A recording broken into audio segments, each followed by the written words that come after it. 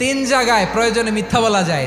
এক নাম্বার, আপনার ওয়াইফকে খুশি করার জন্য, সে একটু এরকম না বলে একটু কৌশল করে বললে খুশি হবে, ওটা বলা যায়। দুই নাম্বার, জীবন মরণের ব্যাপার, জান বাঁচানোর জন্য একটু কৌশল করে ঘুরিয়ে বললেন, এটা জায়েজ। তিন নাম্বার, দুইজন ঝগড়া লাগছে, তাদেরকে মিলিয়ে দেওয়ার জন্য কৌশল করে একটু মিথ্যা বলা, ঘুরিয়ে বলা যায়। দুইজনের মধ্যে দেখলেন যে সম্পর্ক খারাপ, একজনরে বললেন, ভাই সে তো ওই দিন আপনার ব্যাপারে অনেক প্রশংসা। কি আমার ব্যাপারে প্রশংসা? কি বললো? এই বললো আপনি নাকি এই করছেন ওই করছেন, অনেক প্রশংসা। লোকটার মন খুশি হয়ে যাবে তার ব্যাপারে, ঠিক কিনা?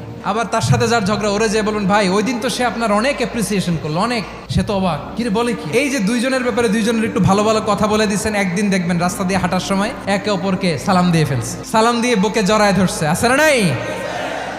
আবার মিলমিশ হয়ে গেছে। কিন্তু আমাদের স্বভাব হইলো, দুই প্রতিবেশী যদি একসাথে বসে একসাথে হাঁটে, দূর থেকে দেখলে আমাদের জলে, আছে না নাই? ঘটনা কি? এই দুইটার মধ্যে এত মিল কে? এই দুইটার মধ্যে গিরিঙ্গি লাগানো যায় কিভাবে? আল্লাহর কাছে তওবা করেন, এই মানসিকতার যেন আমরা না হয়, আমরা মিলিয়ে দিব।